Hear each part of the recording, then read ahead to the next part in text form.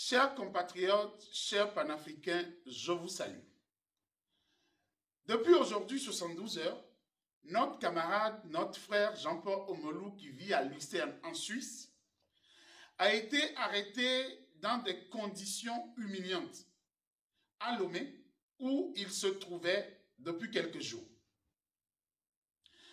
Donc on pense que certaines personnes ne peuvent se rendre au Togo comme si le Togo appartient à ce régime voyou ou à Fort Gnassingbé. Depuis 72 heures, nous essayons de savoir de quoi le régime accuse notre camarade, mais jusqu'à présent, nous n'avons pas grande chose à dire. Le régime arrête des imams, les pasteurs, les prêtres vaudous et même les hommes politiciens, les activistes et même des innocents qui croupissent dans les prisons et pensent qu'il ne peut pas être inquiété. J'aimerais nous dire cet après-midi que tout régime, que ce soit au Cameroun, que ce soit en RDC, que ce soit au Gabon, etc., qui se sont livrés à ce jeu, à se prendre aux citoyens de la diaspora qui se rendent sur les territoires, on l'a toujours regretté. Le régime peut se protéger sur son territoire, mais n'aura pas les moyens suffisants pour protéger les gens qu'ils envoient en mission, leurs familles et toutes choses dans tous les pays d'accueil dans lesquels nous vivons. Nous ne voulons pas aller sur ce terrain, car jusqu'à présent, les Doucés, que ce soit Adjouvi, que ce soit Trimois et autres, viennent également faire leur activité et leurs familles même vivent dans la diaspora. Donc on pense que certains fils du pays n'ont pas le droit à cause de ses opinions de se rendre ou de rendre visite à ses familles. Et nous allons même loin en pensant que si quelqu'un se rend à Lomé et ne se fait pas inquiéter, c'est qu'il est complice du régime. Ce qu'on a dit de Molou en 2020 et moi-même même en 2018 quand je me suis rendu pour enterrer ma mère. J'aimerais appeler à une mobilisation générale. Nous avons depuis 72 heures entamé la première étape, c'est-à-dire appeler à sa libération. Nous avons alerté tous les organismes. Nous avons alerté les diplomaties pour la libération ou du moins à ce que l'avocat ait assez et qu'on nous dise de quoi on accuse Jean-Paul Omolou. Cette semaine, nous allons amorcer la deuxième phase, c'est-à-dire les mobilisations, les manifestations. Bruxelles s'est déjà annoncé. Genève a suivi le pas, il a dit ce mercredi déjà et samedi. Paris ne va pas tarder. Berlin se prépare. Lagos se prépare pour nous annoncer les mobilisations et lancer des avertissements à ce régime voyou que nous ne voulons pas faire comme les autres où, depuis des années, les officiels congolais, les officiels camerounais et même les artistes ne peuvent prester à l'extérieur du pays, ni les retrouvailles. Le régime a déjà interdit à un fils, Akila Essoboko, de rentrer sur la terre de nos aïeux. Nous n'avons pas réagi. Mais s'il le prend comme aveu de faiblesse et garde Omolou sans explication,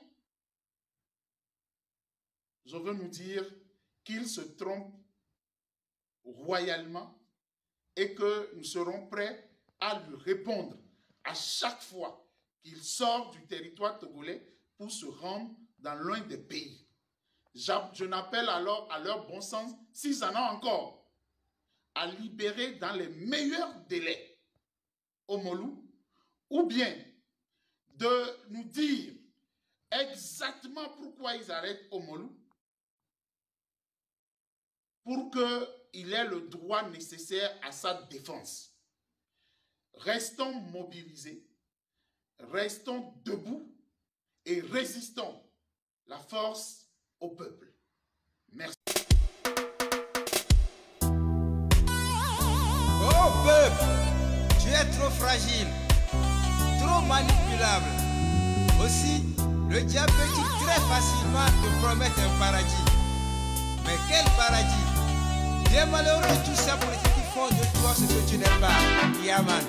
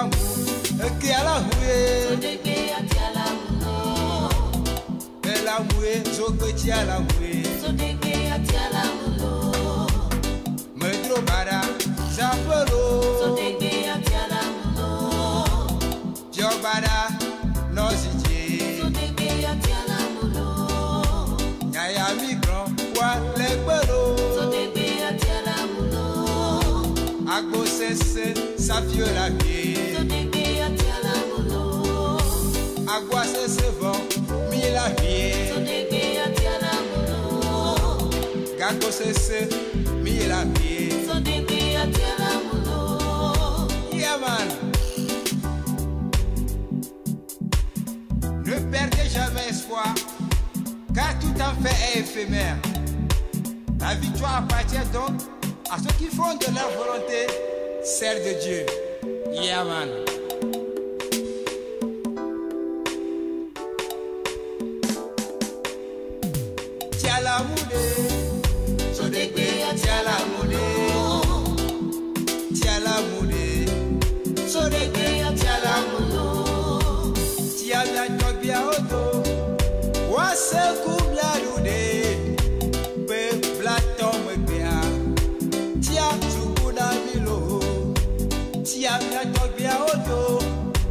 Se kubia lude peplato megbia tia tukuna milo tia la hu so pe tia la we so de ya tia la mulo godo godo e la we so de ya tia la mulo tia la hu me chama la we so de ya tia la mulo